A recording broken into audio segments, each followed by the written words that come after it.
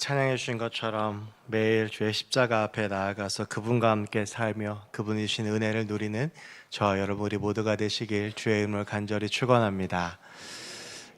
제가 청년부를 지도할 때 이제 매년 신입생들이 올라오면 신입생 환영회를 합니다. 그래서 뭐 같이 맛있는 것도 먹고 이렇게 이야기도 나누곤 하는데 2002년생들이 신입생으로 올라왔던 해였어요. 그래서 2002년생들하고 같이 이제 뭐 식사도 하고 뭐 차도 마시고 하다가 제가 이제 거기 있는 아이들한테 2002년생이니까 이렇게 물었습니다.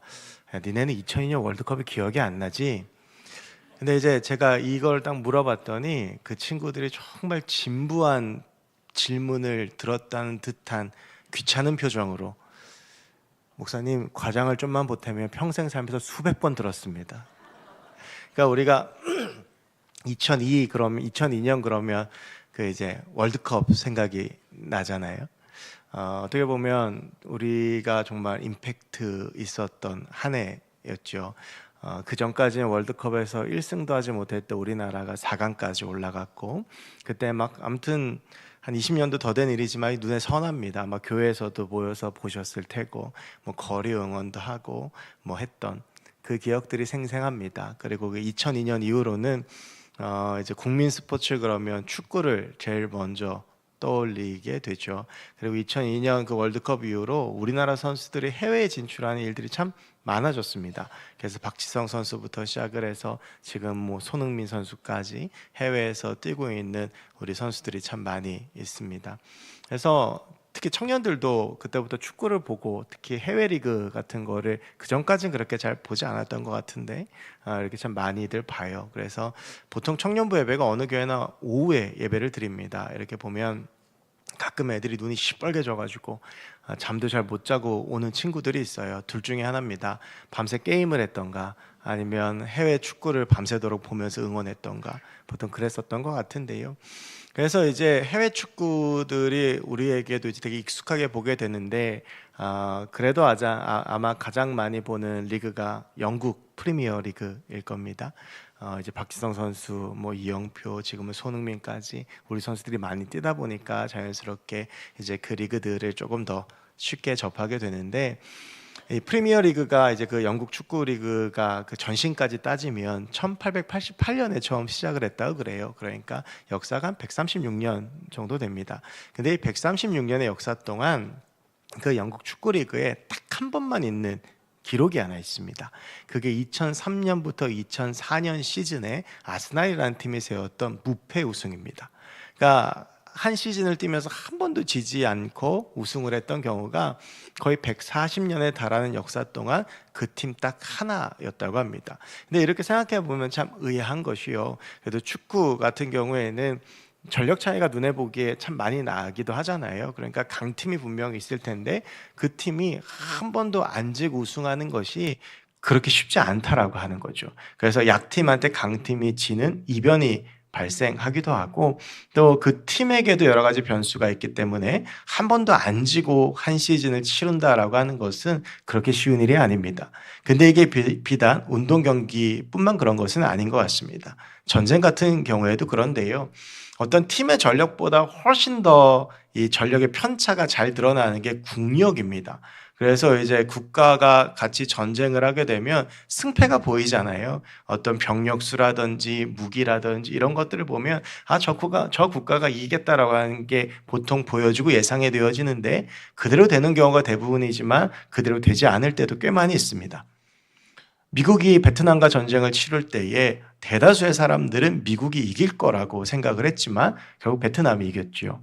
그리고 최근에 있었던 가장 최근의 전쟁은 러시아 우크라이나의 전쟁도 많은 전문가들이 빠르면 일주일, 좀 길어도 한 달 안에면 러시아가 승리하면서 전쟁이 끝날 거라고 예상을 했습니다. 그런데 그 전쟁은 지금까지 계속되고 있습니다. 그러니까 운동 경기가 됐든 전쟁이 됐든 한 국가나 한 팀 혹은 한 개인이 계속 지지 않고 이긴다라고 하는 것은 거의 불가능에 가까운 일이라고 할 수가 있습니다. 그런데 성경을 보면요, 그 불가능에 가까운 일을 했던 한 사람이 나옵니다. 그가 다윗입니다. 이 다윗은 평생 전쟁을 하면서 지지 않았습니다. 어떠한 전쟁이든지 간에 위기는 있었지만 반드시 승리했습니다. 이 다윗의 인생을 보면 이 다윗의 인생은 참 험악한 인생이었다라고 해도 과언이 아닙니다. 이 다윗은 왕이 될 사람이 아니었습니다. 베들레헴에서 양을 치는 목동이었는데 그의 집에 하나님께서 보내셨던 사무엘이 기름을 부으시면서 왕이 됩니다. 그렇게 이제 사무엘상에서 다윗의 모습이 처음으로 등장을 하는데요. 그 다윗이 이스라엘이라고 하는 국가의 역사의 전면에 드러났던 것은 사무엘상 17장입니다. 그때 이제 블레셋과의 전쟁이 있었는데 다윗의 7형 중에 3명의 형인 엘리야과 암미나답과 삼마가 전쟁에 참여를 하게 됐고 이제 아들들의 안부가 궁금했던 아버지 이새가 유문품들을 들려서 아들들이 먹을 것과 그 부대원들이 먹을 것을 들려서 다윗에게 주고 가서 이것들을 나눠주고 너 형들이 어떻게 전쟁을 잘 치르고 있는지 무사한지 좀 보고 오라 라고 해서 이제 전쟁터를 보냅니다. 그래서 다윗이 도착한 전쟁터는요, 싸움을 할 수 있는 상황이 아니었습니다. 블레셋의 골리앗이라고 하는 키도 크고 전쟁에도 능한 장군이 서서 이스라엘 백성들을 모욕하고 하나님을 모욕하는데 사울을 비롯한 모든 이스라엘 군대가 사기가 다 떨어지고 싸울 마음이 없어져서 다 벌벌 떨고 있는 것을 보았습니다. 그때 다윗이 하나님을 모욕하는 골리앗의 말에 분기탱천해서 일어나서 돌멩이 5개를 들고 그 앞에 서게 됩니다. 그 당시에 이 다윗은요, 갑옷도 맞지 않아서 갑옷도 입지 못하고 전쟁터에 나갔습니다. 그런데 돌멩이를 5개를 들고 선 그 전쟁에서 돌멩이 하나로 다윗이 골리앗을 이깁니다. 누가 봐도 게임이 안 되는 승부였는데 다윗이 이깁니다. 그렇게 다윗이 이스라엘의 군대의 장군이 됩니다. 그리고 사울 왕의 신임을 얻어서 사울의 딸인 미갈과 결혼을 하고 왕의 사위가 됩니다. 여기까지 이렇게 보면 다윗의 인생이 탄탄대로로 시온의 대로를 열리겠구나라고 생각하지만 이것이 고난의 시작이었죠. 이 질투심에 사로잡혔던 사울이 다윗을 죽이기 위해서 국가의 모든 힘과 모든 국력들을 다 동원을 하고 결국 이 다윗은 도망자 신세가 됩니다. 그렇게 해서 도망자가 되어서 떠돌던 다윗은 사울에 의해서 죽임당할 뻔하고 그러다가 블레셋에 의탁을 하려고 했다가 블레셋에서 받아주지 않아서 미친 척하고 도망을 쳤다가 다시 그 블레셋의 장군이 되는데요. 재밌는 것은요. 그 블레셋의 장군이 된 다윗이 그렇게 해서 출전한 모든 전쟁도 이겼다는 것입니다. 그러고 나서 결국에는 사울 왕과의 싸움인데요. 여러분 생각해 보십시오. 한 국가의 왕이 한 사람을 죽이겠다고 하는데 이게 얼마나 쉬운 일입니까? 그런데 결국 사울은 다윗을 죽이지 못합니다. 그리고 블레셋과의 전쟁에서 사울은 그의 아들 요나단, 아미나답, 말기수와 함께 한날 죽음을 맞이하게 됩니다. 당연히 사울이 이길 것 같던 전쟁도 다윗이 승리했습니다. 그런 다윗이 인생을 살면서 가장 어려웠던 전쟁, 거의 패배 직전까지 갔던 전쟁이 오늘 본문에 나오는 그의 아들 압살롬과 했던 전쟁입니다. 이 다윗은요, 전혀 예측하지 못하고 있다가 이 전쟁을 맞이하게 되고 결국에는 이 왕궁을 비우고 광야로 도망을 치게 되고 이 압살롬은 아버지의 왕자를 탈취하고 아버지의 후궁까지 취하면서 그 아버지에게 줄 수 있는 최악의 수치를 줍니다. 다윗이 그렇게 돼서 이건 정말 다윗이 지겠다, 이건 이길 수 없다라고 생각하는 위기에 다다랐지만 결국 오늘 본문을 보면 다윗이 이깁니다.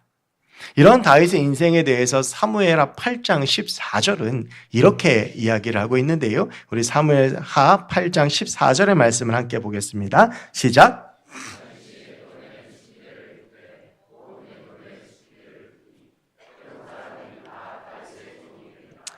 다윗이 어디로 가든지 여호와께서 이기게 하셨더라. 아멘. 오늘 말씀을 보면 성경에 다윗이 어디로 가든지 이겼다라고 선포하고 있습니다. 저는 이번 주 중에 이 말씀을 묵상하면서 다윗의 인생이 참 부러웠습니다. 어디로 가든지 이기는 인생, 누구를 만나든지 이기는 인생, 이 얼마나 참 부러운 인생입니까?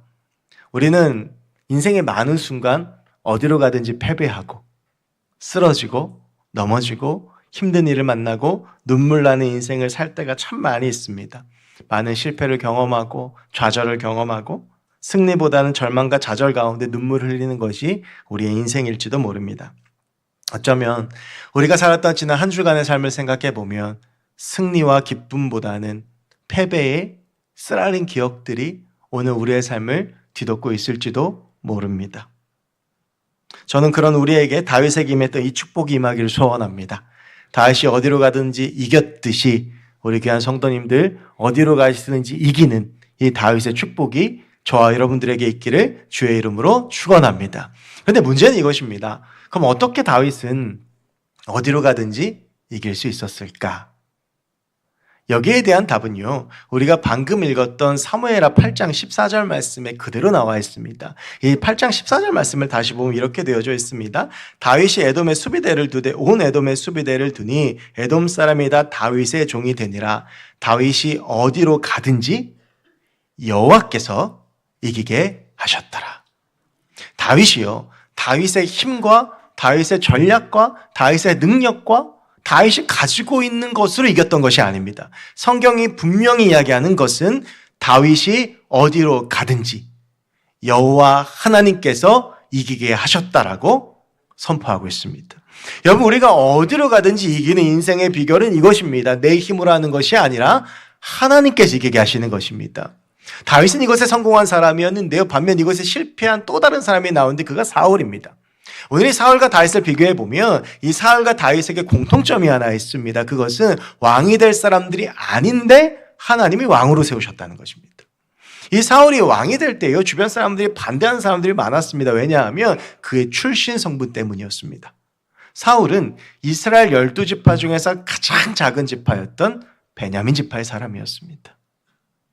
그러니까 출신 성분이 별로 그렇게 좋지 않은 거예요. 이스라엘 백성들은요, 처음에 왕을 세울 때 엄청난 기대가 있었습니다. 사사시대의 그 길고 긴 암흑의 터널을 지나면서 이 암흑의 터널을 왕이 세워지면 다 끝낼 거라고 생각했고 뭔가 대단한 사람이 왕이 될 거라고 생각했는데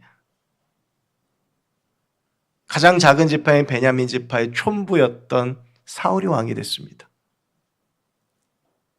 그래서 이스라엘 사람들이 실망을 했죠.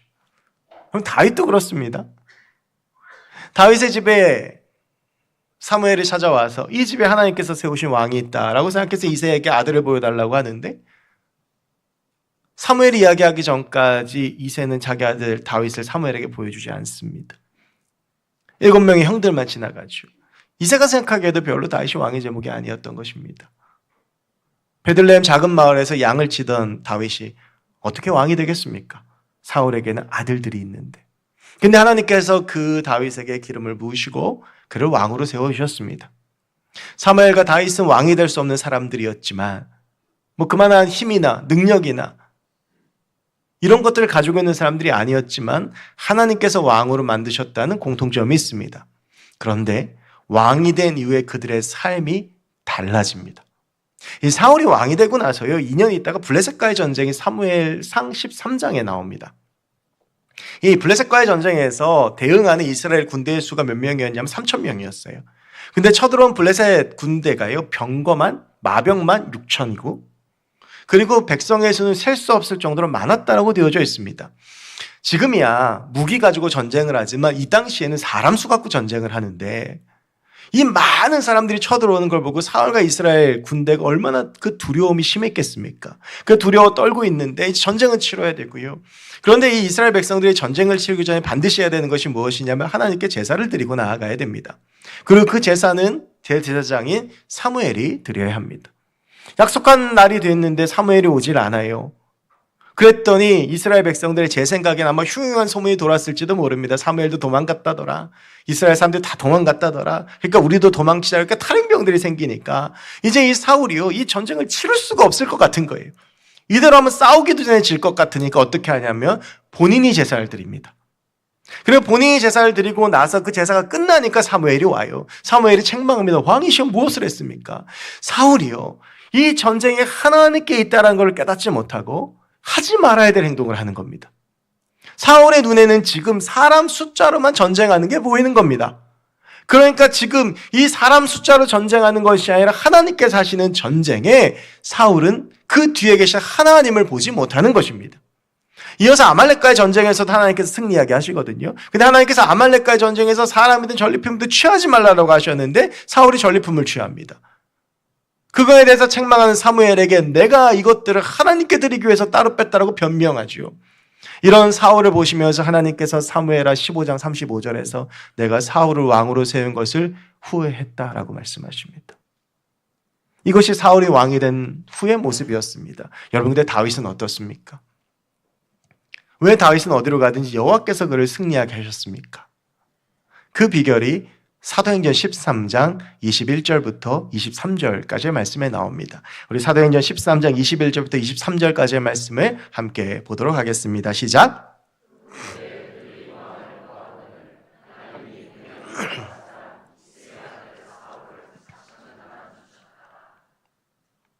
패하시고 다윗을 왕으로 세우시고 증언하여 이르시되 내가 이새의 아들 다윗을 만나니 내 마음에 맞는 사람이라 내 뜻을 다 이루리라 하시더니 하나님이 약속대로 이 사람이 우선해서 이스라엘을 위하여 구주를 세우셨으니 곧 예수라. 이 말씀은 사도 바울이 예수에 대해서 구속사적 관점에서 설교를 하고 있는 장면인데요. 근데 여기에서 다윗에 대한 하나님의 한 줄 평가가 나옵니다. 그의 모든 인생에 대해서 하나님께서 하시는 말씀은 그는 내 마음에 맞는 사람이라. 개역 한글판 번역에는 그는 내 마음에 합한 사람이라.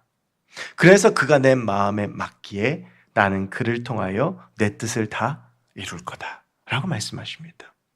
여러분, 아까 제가 말씀드렸습니다. 사울은요, 전쟁에 임해도 자기의 생각이 중요했습니다. 내 눈에 보이는 것이 중요했습니다.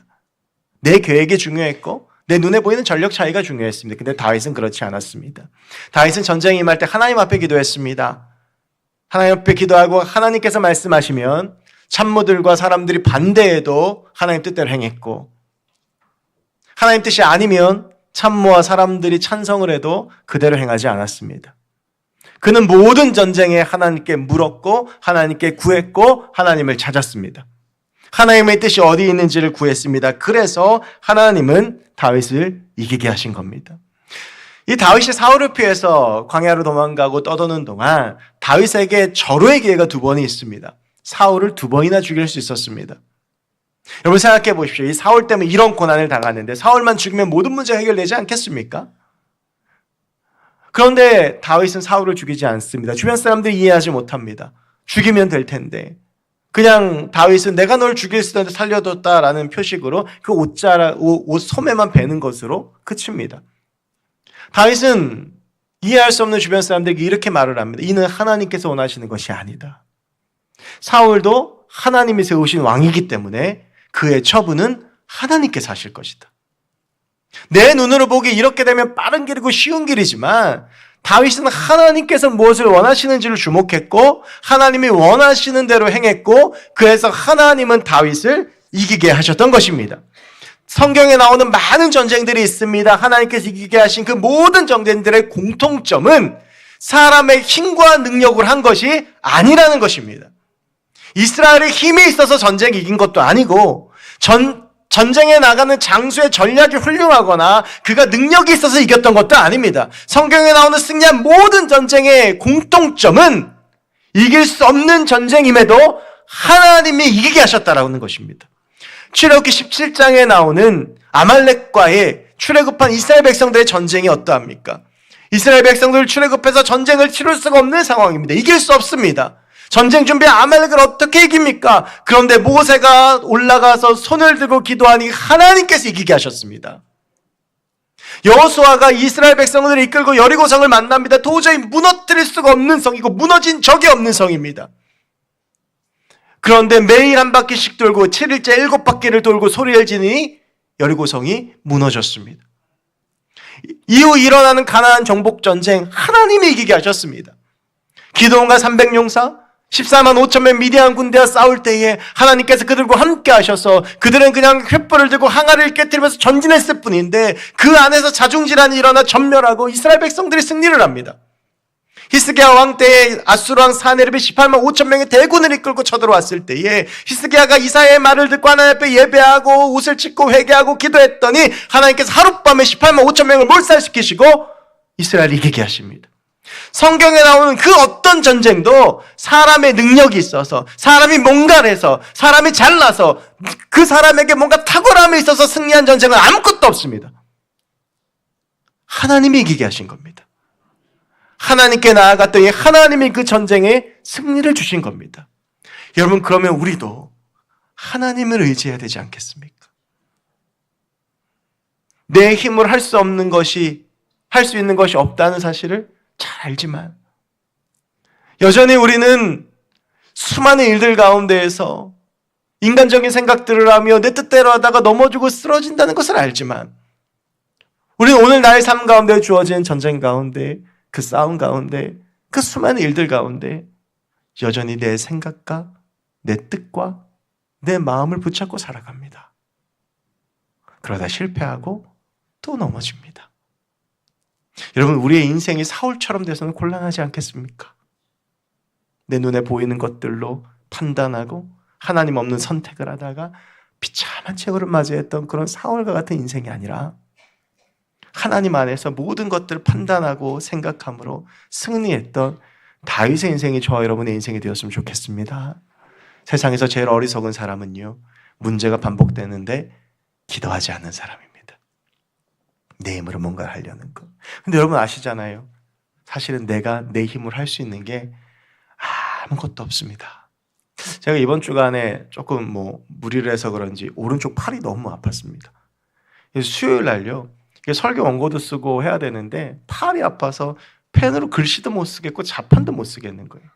그래서 그냥 오늘 말씀을 펴놓고 묵상하는 가운데 무슨 생각이 들었냐 하면, 내 몸에 붙은 팔 하나도 아프면 내 마음대로 못하는 게 우리입니다. 이 내 몸에 붙어서 내가 움직일 수 있다고 생각하지만 이게 아프면 내 마음대로 하지 못합니다. 근데 우리가 자꾸요, 내 인생을 내 마음대로 컨트롤하려고 그래. 하나님 없이 내가 판단하고 하나님 없이 내가 가려고 합니다. 여러분, 그런 인생은 사울처럼 패배하고 넘어질 수밖에 없습니다. 저는요, 저를 포함한 우리 모두의 인생이 다윗처럼 어디로 가든지 승리하는 인생이 되기를 원합니다. 여러분, 그러려면 우리가 하나님께 이 말을 들어야 됩니다. 너는 내 마음에 합한 사람이다. 내가 너를 통해서 내 뜻을 이루겠다. 여러분, 그렇게 되기 위해서 우리가 하나님의 마음을 알아야 되고요, 그 하나님의 마음을 알기 위해서 우리가 하나님을 붙잡아야 됩니다. 내 눈에 보이는 거, 내가 느끼는 거, 내 앞에 있는 거, 날 둘러싸고 있는 거, 상황들, 사람들, 그게 아니라 우리가 하나님을 붙잡을 때에 하나님의 뜻이 내 안에 있고 하나님의 마음이 내 안에 있고 우리가 하나님과 함께 나아갈 때에 우리를 통해서 역사하시는 하나님의 능력이 내 삶 가운데 나타나고, 하나님의 능력이 내 삶 가운데 나타나면 세상 그 어떤 것도 우리를 막을 수 없고, 그런 우리의 삶 가운데 하나님께서 하나님의 승리를 주실 줄로 믿습니다.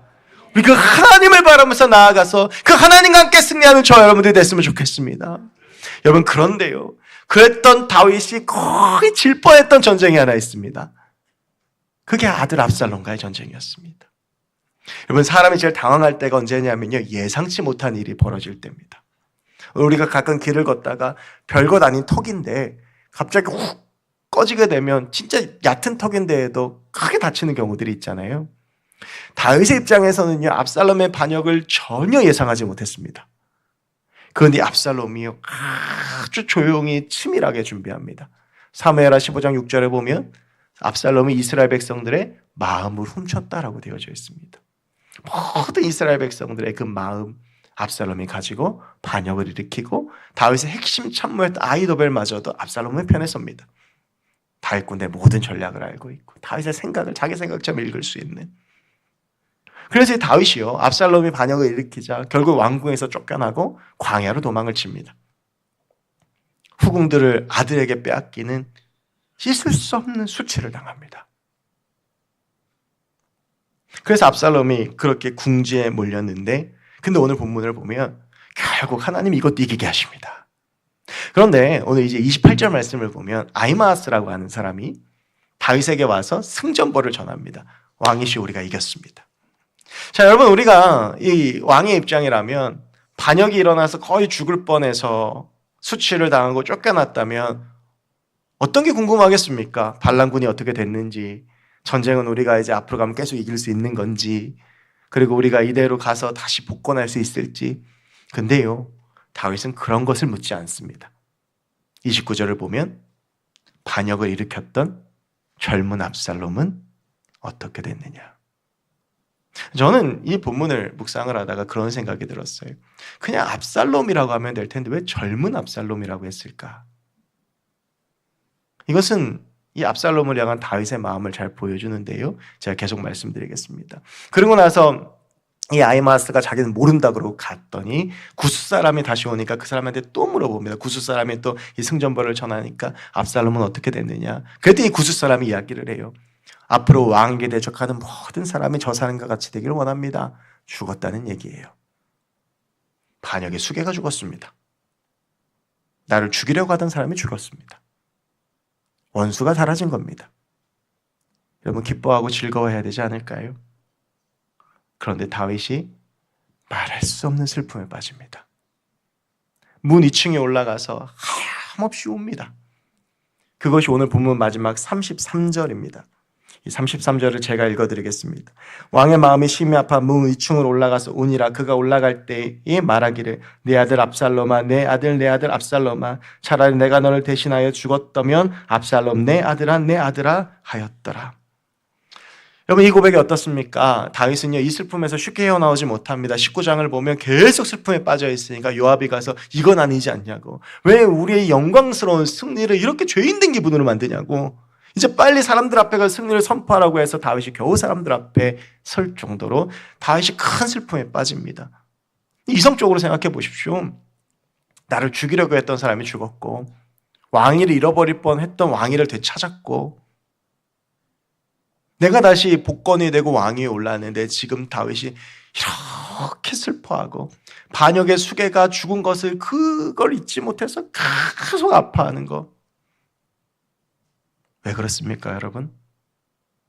딱 한 가지입니다.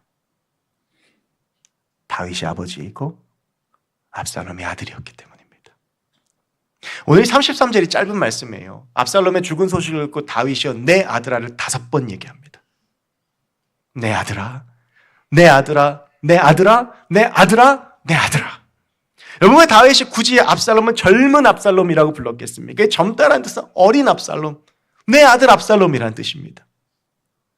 여러분 다윗은요 승리 소식만큼이나 아니 그것이랑 비교 안 될 정도로 궁금했던 것은 나에게 반역을 일으켰던 압살롬의 아니었습니다. 과연 그가 살아있을까? 내 아들이 과연 살아있을까? 여러분 그것이 아버지 다윗의 마음이었습니다. 사무엘하 18장 5절을 보면 이미 승기를 이스라엘 백성들이 차지하거든요. 근데 이제 출전하려고 하는 이스라엘 백성들을 향해서 다윗이 이렇게 이야기를 합니다. 18장 5절 말씀 다시 보여주시면요. 함께 읽겠습니다. 시작. 왕이 요압과 아비새와 이때에게 명령하여 이르되 나를 위하여 젊은 압살롬을 너그러이 대우하라 하니 왕이 압살롬을 위하여 모든 지휘관에게 명령할 때 백성들이 다 들으니라. 반란군과의 마지막 결전을 앞둔 나의 부대가 출전을 합니다. 뭐라고 당부를 해야 되겠습니까? 반드시 승리하고 돌아와라. 반드시 이기고 돌아와라. 본때를 보여줘라. 근데 다윗은 그렇게 말하지 않습니다. 아들 압살롬을 좀 살려주라 라고 이야기를 합니다. 왜요? 아무리 반역을 저지르고 아무리 나를 죽이려고 했어도 그는 내 아들이니까. 여러분 제가 이 말씀을 묵상하면서 이 압살롬과 다윗의 모습이 꼭 하나님과 우리 같다는 생각을 참 많이 했습니다. 여러분 우리도 압살롬 같을 때가 있지 않습니까? 하나님의 처사가 이해가 안 돼서 하나님께 삐지거나 하나님께 원망하거나 하나님께 불평불만이 쌓이고 때론 압살롬처럼 하나님의 자리를 대신하려고 하고 하나님 없는 것처럼 살아가고 하나님이 원하시는 대로 살지 않고 내 마음대로 살아가고 여전히 죄 가운데 있고 그런 모습들이 왜 안에 있습니다. 그런데 그런 우리를 향해서 하나님 오늘도 외치시고 계시는 것입니다. 내 아들아, 내 딸아. 행여나 우리가 잘못될까 봐, 행여나 우리가 이 험한 세상 살다가 넘어질까 봐 노심초사하면서 우리를 기다리고 보시는 분이 우리 하나님이시라는 것입니다. 왜냐하면 그 하나님이 우리 아버지이시니까. 하나님이 나의 창조주이시니까. 나는 그의 아들이요 딸이요 나는 그의 피조물이니까. 여러분, 하나님은요 우리의 어떠함 때문에 나를 사랑하시는 것이 아닙니다. 내가 뭘 잘해서, 내 외모가 출중해서, 내가 능력이 있어서, 내가 많은 걸 가지고 있어서, 내가 많은 것을 들여서, 내가 많이 헌신해서, 내가 많이 충성해서, 여러분, 그래서 하나님이 우리를 사랑하시는 것이 아니라, 사랑할 만해서 사랑하시는 것이 아니라 그냥 내 존재 자체를 사랑하시는 것입니다. 왜냐하면 나는 그분의 자녀이니까. 내가 모자란 것 알고, 내가 부족한 것 알고, 내가 볼 때 아무것도 아닌 거 아는데, 내가 연약한 거 아는데, 내가 능력 없는 거 아는데, 근데 그런 나를 하나님께서 만드셨기 때문에, 그분이 나의 아버지이시기 때문에 하나님은 압살롬과 같은 우리를 사랑하시는 겁니다.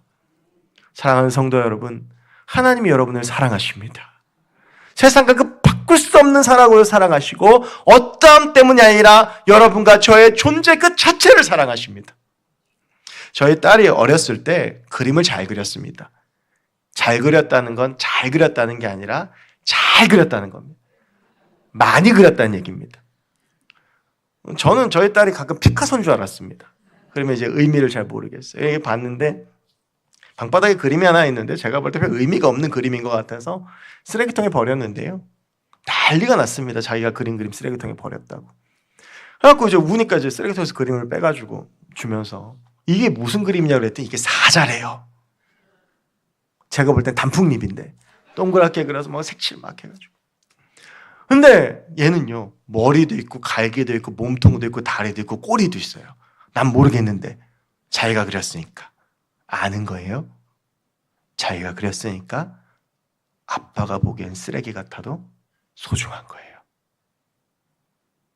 우리는 하나님의 피조물이니까, 하나님이 만드신 하나님의 자녀니까 사람들이 보기에 어떠한 모습일지 모르겠지만 하나님 우리가 소중하신 거예요. 하나님 우리를 사랑하시는 거예요. 사랑하는 여러분, 하나님이 저와 여러분들을 사랑하십니다. 바꿀 수 없는 사랑. 제가 성경을 읽을 때마다 가슴 떨리는 구절이 하나 있습니다. 로마서 8장 26절인데 제가 읽어드릴 테니까 들어보세요. 이와 같이 성령도 우리의 연약함을 도우시나니 우리는 마땅히 기도할 바를 알지 못하나 오직 성령이 말할 수 없는 탄식으로 우리를 위하여 친히 간구하시느니라.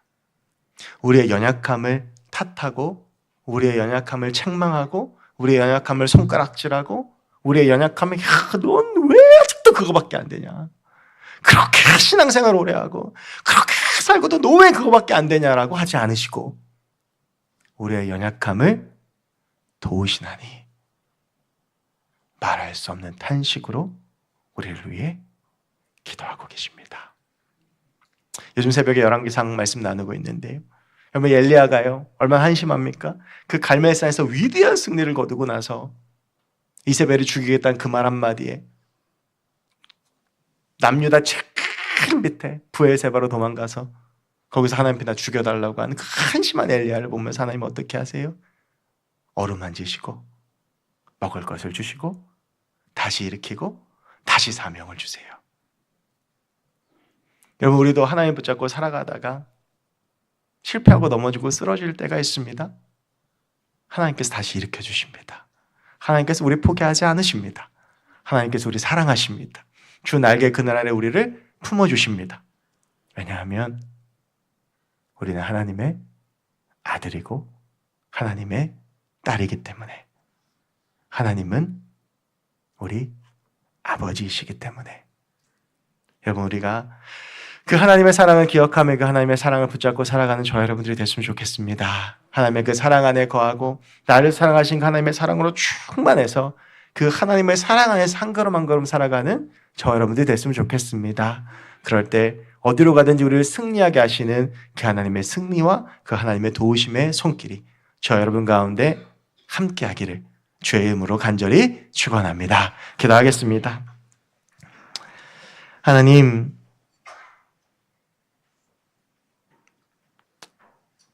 참 부족하고 연약한 내 모습입니다.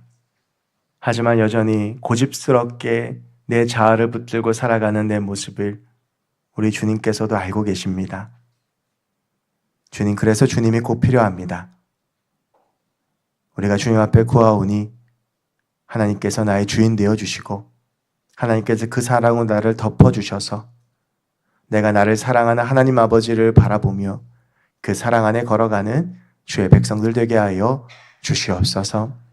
세상을 살아가다가 지치고 쓰러지고 힘이 들고 아플 때가 있지만 하지만 나는 주의 자녀이오니 나는 하나님의 아들이요 나는 하나님의 딸이니 그 하나님의 은혜와 사랑과 능력을 붙잡고 다시 일어나 주님과 함께 달려나가는 우리가 되게 하여 주시옵소서. 나와 같은 이를 사랑해 주시니 감사합니다. 압살롬과 같은 나를 품어주시니 감사합니다. 끊을 수 없는 사랑으로 사랑하시는 그 하나님의 사랑을 바라고 의지하며 그 하나님 앞에 나아가는 우리가 되게 하여 주시옵소서. 감사드리며 모든 말씀 예수 그리스도의 이름으로 기도하옵나이다. 아멘. 우리 주신 말씀 기억하면서 419장 같이 함께 찬양하시겠습니다.